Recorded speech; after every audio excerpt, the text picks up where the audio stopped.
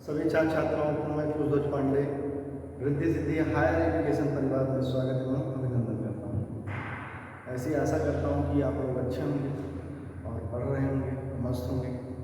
आज हम लोगों का ये 18वां लेक्चर है। कौन सा लेक्चर है? 18वां लेक्चर है। इसके पिछले लेक्चर में हम लोगों ने शिक्षा के सामाजिक एवं अथवा नागरिक उद्देश्यों के बारे में चर्चा की। आज का यह विषय जीविकोपार्जन का उद्देश्य, शिक्षा का जीविकोपार्जन उद्देश्य क्या मतलब हेडिंग? जीविकोपार्जन का उद्देश्य, शिक्षा का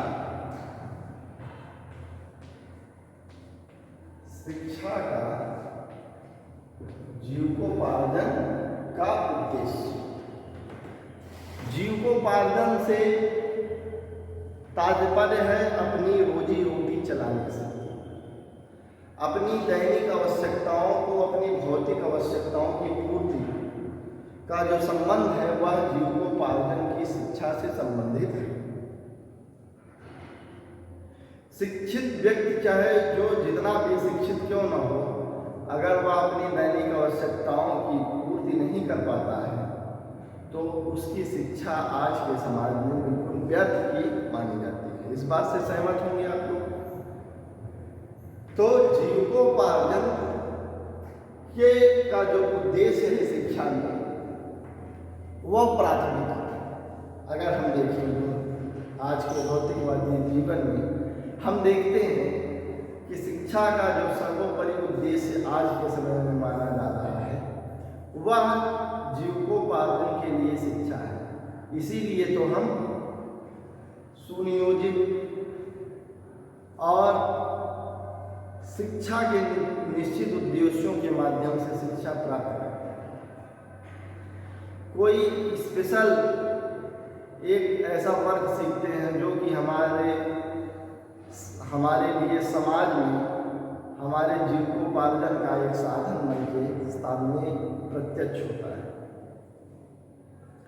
तो जीविकोपार्जन के लिए शिक्षा आज या भारत की सबसे मूलभूत आवश्यकता है। क्यों? क्योंकि अगर यहाँ शिक्षा प्रदान की जा रही है और यहाँ का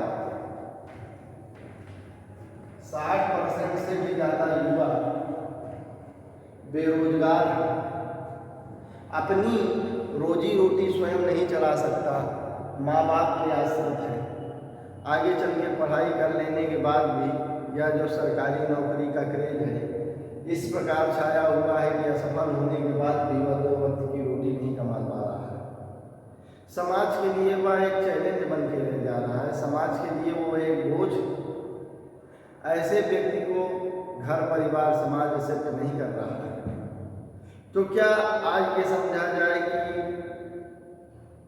अगर हम अपना 2 वक्त की रोटी भी नहीं कमा सकते हैं तो वह शिक्षा किस काम की? ये हमारा कतई कहने का मतलब नहीं कि धन पशु बनना, लेकिन आज जो शिक्षा है, शिक्षा ऐसी होनी चाहिए जो प्रत्येक छात्र अपने 2 वक्त की रोटी का इंतजाम कर सके, राष्ट्र की प्रगति में सहायक हो सके, राष्ट्र के विकास में उसका योगदान हो, राष्ट्र के लिए, समाज के लिए, परिवार के लिए वह अवरोधा का कार्य न करता हो। ऐसी शिक्षा व्यवस्था की जरूरत है भी। लेकिन आज मैं आपके सामने BA की क्लास ले रहा हूँ। 90% सर्वे है कि बच्चा सरकारी नौकरी में इतना ज़्यादा इंगेज है कि वह अपनी BA की क्लास नहीं करना चाहता। क्यों? क्योंकि वह चाहता है कि मैं कितना से जल्दी सफल हो जाऊँ, 2 पैसे का आदमी बन जाऊँ, सरकारी नौकरी मुझे मिल जाए, कोई बड़ा पैकेज मिल जाए। लेकिन क्या यह उचित है कि वह अपनी एकेडमिक लाइफ को बर्बाद करके आगे चल के वह 2 वक्त की रोटी कमा पाएगा? जो एकेडमिक लाइफ का नहीं हुआ, कंपटीशन में वो क्या तैयारी कर रहा होगा, ये तो ईश्वर ही जाने। मेरी बातें किसी को आहत करने की नहीं है, लेकिन फिर भी यह बात इस स्टेज से कह रहे हैं कि शिक्षा का उद्देश्य जीविकोपार्जन संबंधी भी एक उद्देश्य है। आप ऐसी शिक्षा लीजिए, कोई भी विषय छोटा बड़ा नहीं होता। आप ऐसी शिक्षा लीजिएगा जिससे आपको 2 पैसे की, 2 वक्त की रोटी की, दो कपड़े की ज़रूरत आप स्वयं रिक्वायरमेंट उसकी पूरी कर सकें। समाज के लिए, परिवार के लिए, राष्ट्र के लिए आप बाधक ना बन सकें। इसीलिए इस उद्देश्य को दाल रोटी का उद्देश्य भी कहते हैं। क्या कहते हैं? इस उद्देश्य को, जीविकोपार्जन के उद्देश्य को पहला दाल रोटी का उद्देश्य भी कहते हैं। उद्देश्य भी कहते हैं।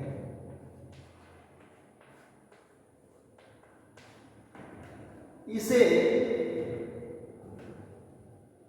ब्लू जैकेट उद्देश्य भी कहते हैं।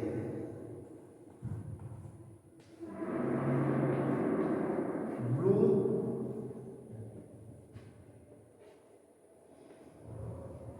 जैकेट एम कर सकते हैं, एम भी कहते हैं, या ब्लू जैकेट उद्देश्य भी कहते हैं। और इसे किस नाम से जानते हैं? और इसे व्हाइट कॉलर उद्देश्य के नाम से भी जाना जाता है। व्हाइट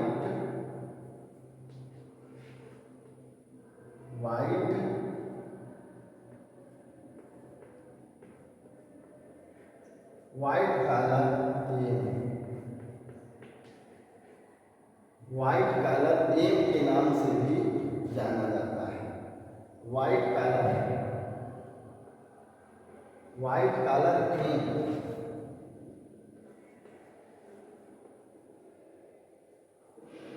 व्हाइट कॉलर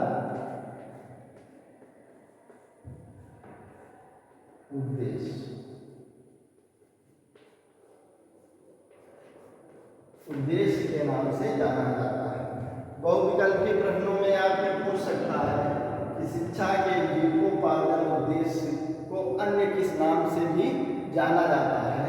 तो शिक्षा के जीविकोपार्जन के उद्देश्य को हम लोग दाल रोटी का उद्देश्य भी कहते हैं, ब्लू जैकेट एम भी कहते हैं, और व्हाइट कॉलर एम भी कहते हैं। ये इनके 3 नाम हैं।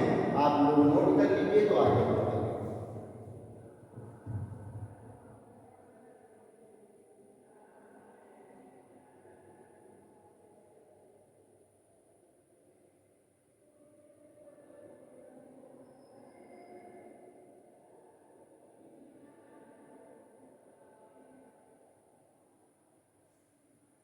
इसी पे एक विद्वान है हडसन। क्या नाम है? हडसन। विद्वान का नाम है हडसन। हडसन महोदय का कहना है कि शिक्षा का जीविकोपार्जन उद्देश्य, सबसे प्रभावी शिक्षा का जो है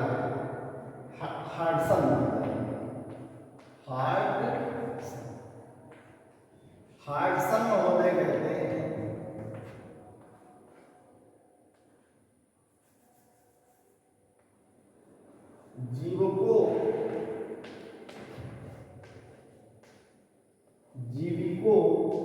जीविकोपार्जन का उद्देश्य शिक्षा का सबसे प्रभावी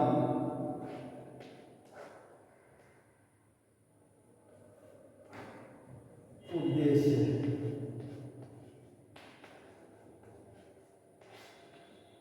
क्यों ऐसा कह रहे हैं? उनका कहना है कि वे लोग आजीवन कष्ट उठाते हैं जो केवल विद्यालय ही जाते हैं। इसके आगे लिखते हैं, वे लोग जीवन भर कष्ट उठाते हैं, भर कष्ट उठाते हैं जो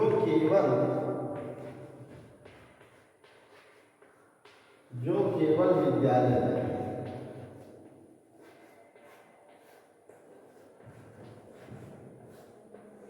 जाते।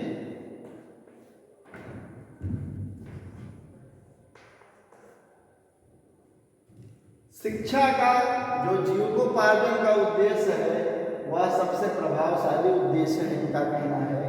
और कहते हैं कि वह व्यक्ति जीवन भर कष्ट उठाते हैं जो केवल विद्यालय जाते हैं। विद्यालय जाते हैं, बस पढ़ाई बस पढ़ाई बस पढ़ाई, और उनका कोई काम ही नहीं। ना वो कोई जीविकोपार्जन के लिए ऐसा तरीका, ऐसा गुण, ऐसा ढंग, ऐसा तहजीब, ऐसी कोई विद्या सीखते हैं कि वह 2 पैसा अर्न कर सकें, 2 रुपया अर्न कर सकें।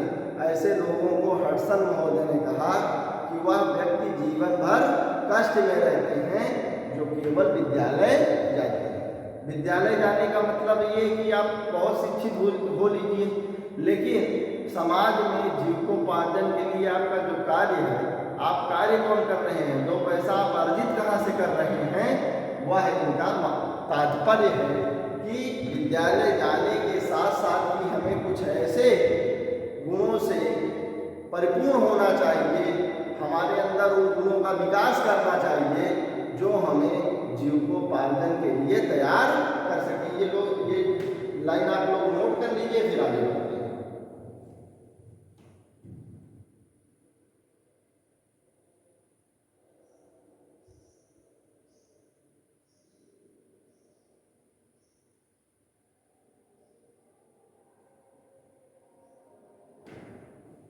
नोट कर लिए। अब इसका सार एक बार फिर से, चाहे वह जीव हो, चाहे वह मनुष्य हो या कोई भी प्राणी हो, पेट भरना, अपनी दैनिक आवश्यकता की पूर्ति करना एक जटिल कार्य है। इसके लिए परिश्रम करना पड़ता है। इसीलिए इसको हमने कई सारे नाम दिए। दाल रोटी का सिद्धांत, दाल रोटी का उद्देश्य, दूसरा ब्लू जैकेट एम, तीसरा वाइट कॉलर उद्देश्य। ये सारे टॉपिक से इसको संबोधित किया। और असला व्यक्तित्व तो तभी सामने निखर के आता है जब हम 2 रुपए के आदमी बनते हैं। समाज हमें बहुत कुछ प्रदान करता है। समाज में हमें दो वक्त की रोटी जुटाने के लिए कुछ ऐसा टैलेंट रखना पड़ता है जिससे हमारा जीविकोपार्जन चल सकता है। तो इस उद्देश्य को हम शिक्षा का, जीविकोपार्जन का उद्देश्य मानते हैं, जिससे हम समाज में अपनी दैनिक आवश्यकताओं की पूर्ति कर सकें। ना तो अपने परिवार पर बोझ बने, ना ही अपने समाज पर, और ना ही अपने राष्ट्र पर। थोड़ा सा मन में विकार आया तो उसमें हमने कह दिया कि आज की जो पॉलिसी है उसमें सरकारी नौकरी को इतना ज़्यादा बढ़ावा दे दिया गया है, लोगों को लड़ाया जा रहा है कि 30 से 40 साल तक लोग सरकारी नौकरी की तैयारी करते रहते हैं। 18 साल से स्टार्टिंग करते हैं और 40 साल तक सरकारी नौकरी। ये जो बीच के 22 साल आप समझ लीजिए, 10 से 12 साल बेशकीमती जो समय होता है, वह भारतीय नौजवानों का बिल्कुल बर्बाद सा प्रतीत होता है। वह परिवार से पैसा तो ड्राई करता है, लेकिन उसका प्रोडक्शन क्या है, उसका उत्पादन क्या है, वह जीविकोपार्जन के लिए क्या कर रहा है, यह एक गंभीर विषय है। किसी भी सेक्टर को इतना बढ़ावा देना और किसी सेक्टर को डिमोरलाइज कर देना, या आसान सी बात है, लेकिन भारतीय युवकों को, राष्ट्रीय स्तर पर युवकों को ऐसे स्वावलंबी बनाने के लिए क्या उपाय किए जाएं, यह एक विचार का विषय है, जिससे बालक अपने परिवार की जिम्मेदारियों को निभा सके। जीविकोपार्जन का यह उद्देश्य, इसी पे हडसन ने कहा कि जीविकोपार्जन का उद्देश्य शिक्षा का सबसे प्रभावी उद्देश्य है और वे लोग जीवन भर कष्ट उठाते हैं जो केवल विद्यालय ही जाते हैं और कुछ नहीं कर पाते। समझ गए इस बात को? अब इसके पक्ष में तर्क आएगा और इसके विपक्ष में तर्क आएगा। जीविकोपार्जन के पक्ष में तर्क,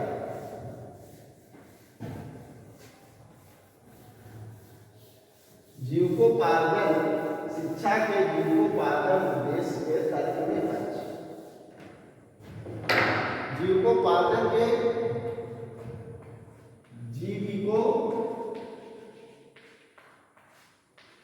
जीविकोपार्जन के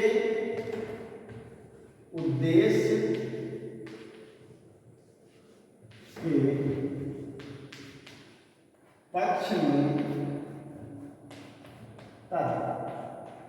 पक्ष में जो लोग तर्क दे रहे हैं कि जीविकोपार्जन का जो उद्देश्य है उसके पक्ष में जो लोग तर्क ले रहे हैं, उनमें से पहली बात निकल के ये आ रही है,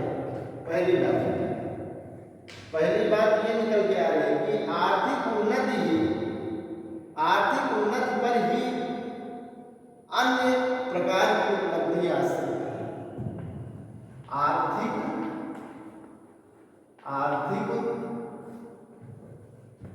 उन्नति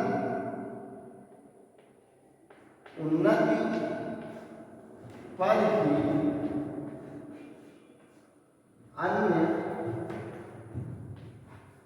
अन्य उन्नति आश्रित है।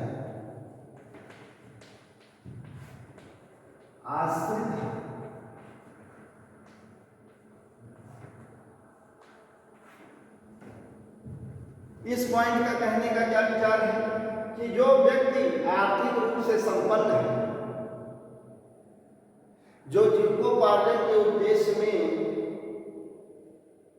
निकल चुका है, समाज में पैसा कमा लेने का ढंग जानता है, तो आर्थिक उन्नति पर ही अन्य उन्नतियां आश्रित होती हैं। जब अधिक धन होता है, हमारे पास अधिक संपत्ति होती है, तब हम अपने बच्चे को, अपने घर परिवार का भरण पोषण और उनकी शिक्षा व्यवस्था, स्वास्थ्य, अन्य सारी सुविधाओं का जो है निर्वहन कर पाते हैं। अगर आर्थिक अभाव हो तो उन्नति क्या हो जाती है, बाधित हो जाती है। तो आर्थिक उन्नति पर ही अन्य उन्नतियां आश्रित हैं। तभी तो आज के समय में कहते हैं कि आज सबसे बड़ी चीज क्या है, पैसा सबसे बड़ी चीज है। लोगों ने यहाँ तक कह दिया कि आपके पास पैसा नहीं तो आपके पास मान सम्मान नहीं, कुछ नहीं है। जीविकोपार्जन के उद्देश्य में यह पहला पॉइंट आता है। दूसरा पॉइंट है बेटा कि जो व्यक्ति धन से संपन्न होता है उसे समाज में सुखी तथा चिंता रहित जीवन व्यतीत करने का अवसर प्रदान होता है। जो व्यक्ति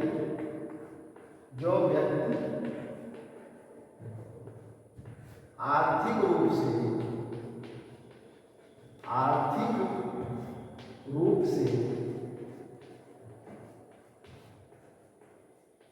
संपन्न होता है,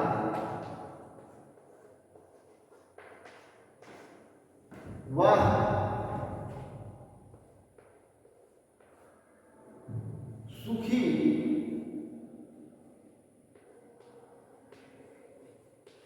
सुखी और चिंता रहित जीवन बिताता है।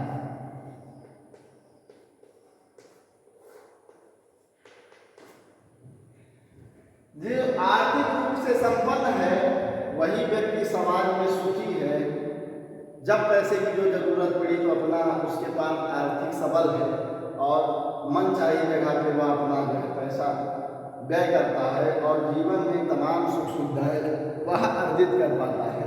तो दूसरा तर्क जीविकोपार्जन के उद्देश्य में ये जाता है। आप लोग ये नोट कर लीजिए, फिर इसके आगे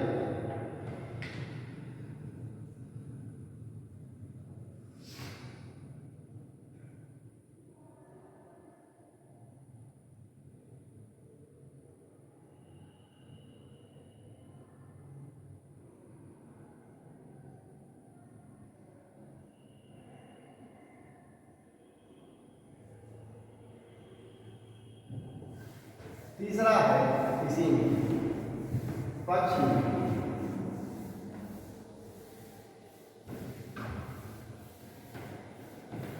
में तर्क है कि रोटी, कपड़ा,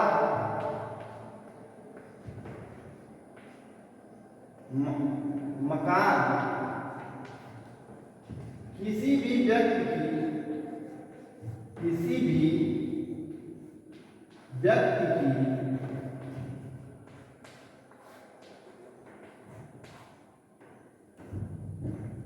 प्राथमिक आवश्यकता है, प्राथमिक आवश्यकता है।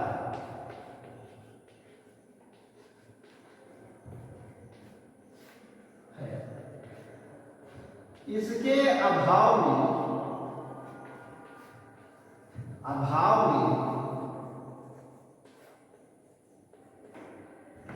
मानव जीवन की कल्पना नहीं की जा सकती।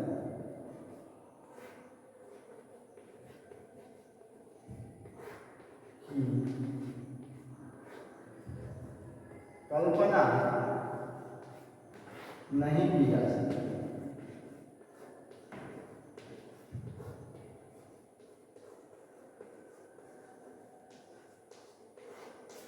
और भी बहुत सारे पक्ष हैं, लेकिन ये पॉइंट नोट कर लीजिए आप लोग, फिर आगे बढ़ते हैं। जो जीविकोपार्जन का उद्देश्य है उसमें ये चीजें जरूरी है, प्राथमिक है। अगर ये हम अपने परिवार के लिए, अपने लिए यह नहीं जुटा पा रहे हैं तो एक तरीके से मनुष्य का जीवन व्यर्थ समान प्रतीत होता है। आए दिन परिवार में लड़ाई झगड़ा मारपीट ये सारी चीजें स्टार्ट रहती है और व्यक्ति का जीवन जीते जी नर्क हो जाता है। तो जीविकोपार्जन का उद्देश्य शिक्षा के उद्देश्य में यह एक महत्वपूर्ण उद्देश्य है। ऐसी हम उम्मीद करते हैं कि ये वाला टॉपिक आपको ये समझ में आया होगा। अब ये नोट कर लीजिए, तो हम लोग इसके विपक्ष में तर्क पढ़ते हैं।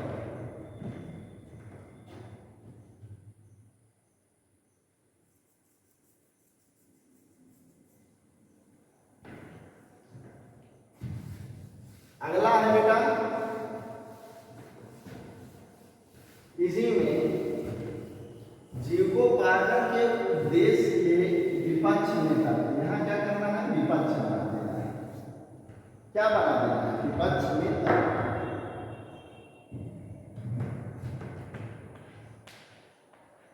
विपक्ष में तर्क। विपक्ष में जो विद्वान तर्क देते हैं उनका यह मानना है कि एक मनुष्य का जन्म होता है, वह शिक्षा प्राप्त करता है और अपने परिवार के लिए खूब पैसा कमाता है, खूब धन दौलत कमाता है। लेकिन धन दौलत के पीछे कमाते कमाते, आर्थिक उन्नति के पीछे भागते भागते वह अपने को भूल जाता है। लास्ट में सुनने को आता है परिवार के लोगों से कि आपने मेरे लिए किया ही क्या। उसका मन टीस जाता है कि मैंने अपनी पूरी जिंदगी, पूरी जवानी इन लोगों पर कुर्बान कर दी और हमेशा भटकता रहा आर्थिक उन्नति के लिए, सफल नहीं था। लेकिन जब बाद में वो देखता है कि मैंने अपने लिए क्या किया, तो वह ऐसा पाता है कि मैं तो केवल भटकता रहा, जीवन भर भटकता रहा। हमेशा मैं मन उत्कंठा में, मानसिक तनाव में, पैसे के अरेंजमेंट में मैंने हमेशा अपना पूरा जीवन बिता दिया, लेकिन उसको मानसिक रूप से अब जो है शांति नसीब नहीं हो रही है, उसको सुख नहीं है। उसको वो पूछता है अपने आप से कि धन कमाने के अतिरिक्त मैंने जीवन में क्या किया। मैं तो केवल धन पशु बन के रह गया। तो विपक्ष में जो तर्क देते हैं उनका ये कहना है कि आर्थिक उन्नति की दौड़ में, आर्थिक उन्नति के दौर में, उन्नति के दौर में व्यक्ति स्वयं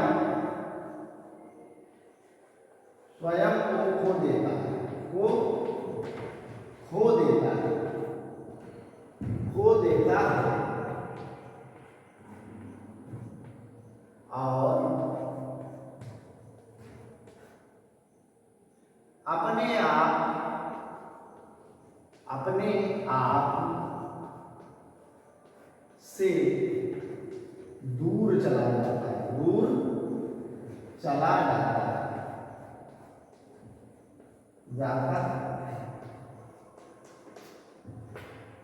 आज ये देखिएगा, पक्ष में भी हमने तर्क दिया, विपक्ष में दे रहे हैं। बहुत से गार्जियन अपने बच्चों को खुद पढ़ते लिखते हैं, अच्छी पोस्ट अर्जित करते हैं, अपने बच्चों को अपने से ज़्यादा कामयाब बनाते हैं, लेकिन उनको मिलता क्या है उसके बदले? उनका बच्चा संस्कारों से विहीन हो जाता है। जैसे उन्होंने धन की दौड़ में संस्कार का पालन नहीं किया होता और मानवीय मूल्यों से दूर होते हैं, उसी प्रकार उनका बच्चा भी दूर हो जाता है। उनके घर में, जिनके घर में आप देखेंगे आर्थिक उन्नति बहुत ज़्यादा है, धन रखने के लिए जगह की कमी है, तो उस परिवार में आप देखेंगे कि दो शख्स कभी एक साथ आपको भोजन करता हुआ नहीं मिलेगा। उस परिवार का सुख चैन पूरा हो जाता है। ये अलग की बात है कि आर्थिक उन्नति के साथ उन लोगों ने आध्यात्मिक उन्नति प्राप्त की है, संस्कार है, तब ये चीज़ें समन्वित होकर आपका और अच्छा विकास करेंगी। लेकिन आर्थिक उन्नति के चक्कर में व्यक्ति सारे संबंध नाते सब समाज से, परिवार से, रिश्तेदार से, नातेदार से सबसे तोड़कर रख देता है और बिल्कुल एकाकी सा हो जाता है। लास्ट में वो देखता है कि हमने किया क्या, हम तो जीवन भर धन पशु बने रहे, अपने आप को भी न पहचान सके।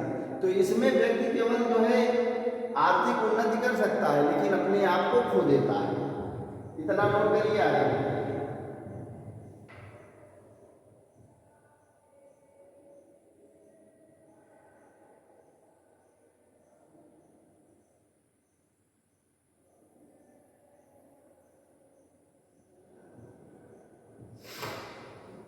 इसी में आर्थिक उन्नति में, आर्थिक उन्नति के फलस्वरूप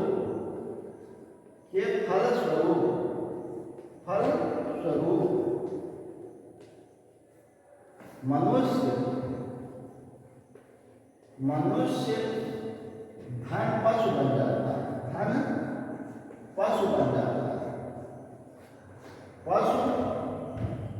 जाता है।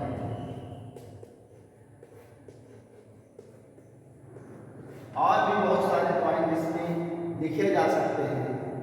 ऐसी आशा करते हैं कि आप लोगों को यह पॉइंट समझ में आया होगा। अब अगर निष्कर्ष देखा जाए, निष्कर्ष की बात की जाए, तो इसको मेन इरेज करके बताते हैं। निष्कर्ष में क्या, निष्कर्ष क्या होता है? किसी भी मार्ग की अंत नहीं करना चाहिए जीवन में, हमको मध्यम मार्ग का सहारा लेना चाहिए।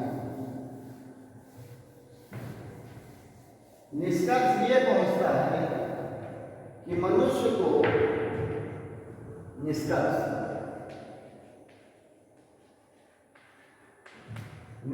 ये पहुंचता है कि मनुष्य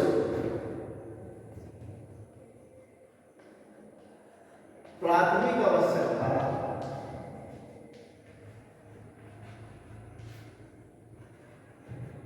आवश्यकता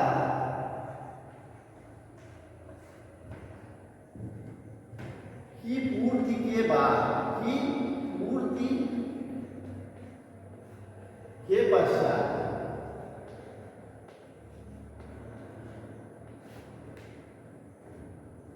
पूर्ति के पश्चात धन के आगमन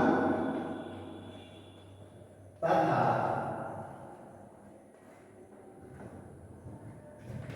गमन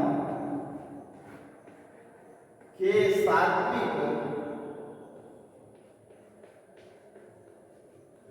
सात्विक मार्ग पर चले।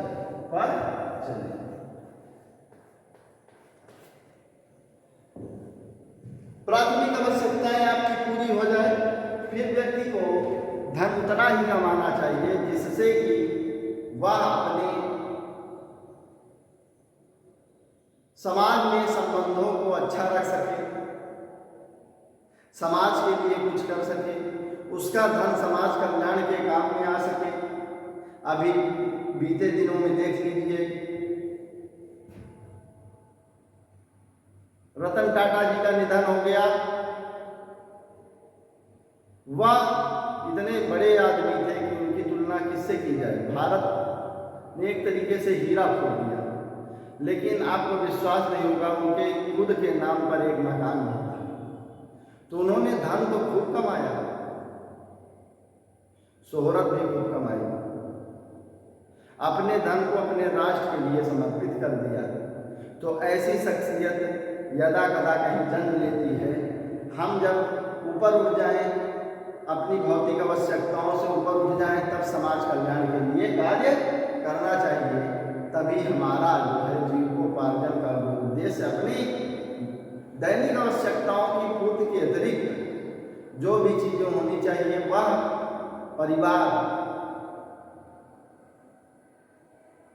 बच्चों के विकास में, समाज के विकास में, राष्ट्र के विकास में उसका योगदान करना चाहिए। इस प्रकार से अपनी खुद की पहचान, अपने आप को जानना, इन सारे तत्वों को समावेशित करते हुए शिक्षा के जीविकोपार्जन के उद्देश्य को पाया जा सकता है। बीच का मार्ग निकालना है। ऐसी उम्मीद करता हूँ कि आपको यह क्लास अच्छी लगी होगी। मिलते हैं नेक्स्ट वीडियो में, तब तक आप लोगों का धन्यवाद।